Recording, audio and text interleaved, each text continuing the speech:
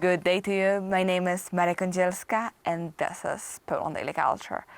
And today we expand the topic of how Polish business helps Ukraine and also Ukrainian society, and what's the current culture and approach of Polish businessmen to this topic.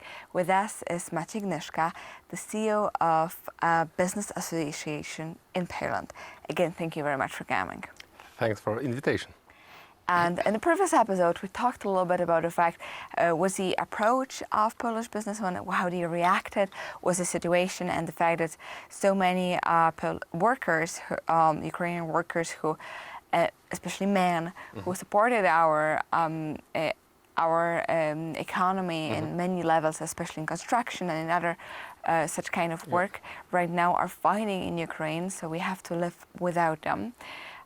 Maybe this is not a good moment to renovate your apartment, I would say. Yeah, I think it's the worst moment in the last 10 years. 10 years, exactly. Renovate the apartment. But on the other hand, there are other elements which are even surprising, and they warm our heart, how Polish business reacts. And the question is how the members of business associations are actually helping, and what are your projects? Yeah, we've made a lot of things. In March, in the last week of March, we've organized an event in Wrocław. Wrocław, I think, is one of most connected to Ukraine cities because of Akcja Wisła many years ago, and many people from Lviv live nowadays, and their children and grandchildren live in Wrocław. That's why we've decided to organize during our business meeting, a monthly business meeting, to organize an auction. It's actually, sorry for interrupting, actually worth to mention that the Lviv University, which previously, of course, was Polish before the World War II, was altogether put and moved to Wrocław, yes. with all the professors and I mean... and also Zakład Ossoliński was moved from exactly, Lviv so to the publishing house.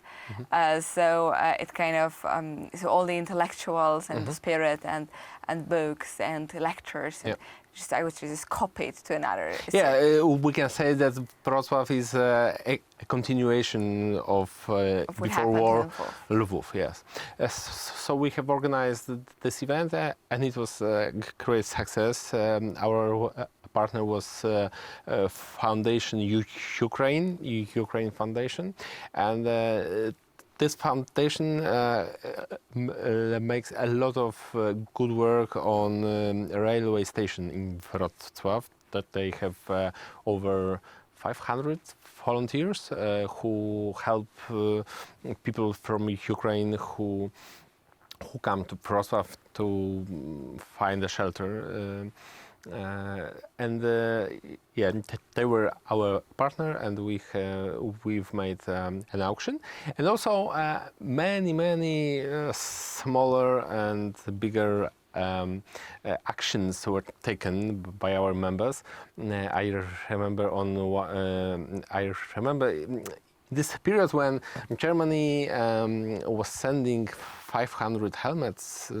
Do you remember this funny moment in this war? And they couldn't, because they didn't know the address where to send those helmets. I remember on one of our WhatsApp groups, there was proceeded a process of buying 1,000 bulletproof helmets for one of our friends in Ukraine, and it was conducted fully by our members. It wasn't official for many days, because I think that till April it was illegal to buy and sell without special permission any bulletproof thing in exactly, Poland. because it comes to all the elements of like sending products and through the border of Yes, European yes. Union. This economical Boom, and suddenly things which were previously not possible at all suddenly become so easy and so accessible. And it was really interesting because people who never had anything in common with bulletproof stuff or military equipment widely, in one day they were experts where to buy, how to send, and how to pack because it is important. In order for it to survive, exactly. Yeah. So it was amazing, and it was also amazing that in the middle of this case, people realized that they make illegal things. So it was the biggest element fun. of excitement. Yes, I'm doing it was something. of course, it was element of excitement, and also for Paul, making something good against the law, it is the biggest fun. The biggest fun ever, absolutely. Yes. It's in our blood for the whole communist time.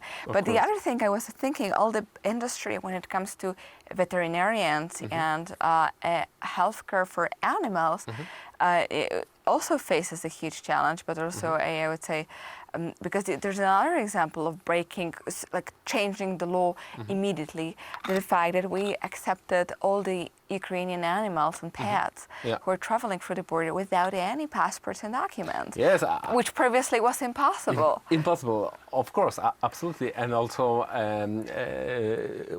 what we should see, that also COVID passports suddenly disappeared. I don't know, in one day maybe.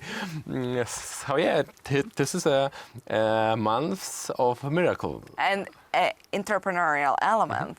And this is where we put a point somewhere. There are bad aspects of war, but the spirit of doing something new and changing the world and having an impact on ongoing conflict behind our border is a huge trigger, but I would say also an electric shock for many Polish businessmen and entrepreneurs, because I would say a lot of Poles and Ukrainians suddenly believed in themselves that they can make change, and this can be a huge change. And of course, that's how business starts and grows and becomes stronger, and we do keep the fingers crossed that this path will continue, at least in a good way. And thank you for watching our show.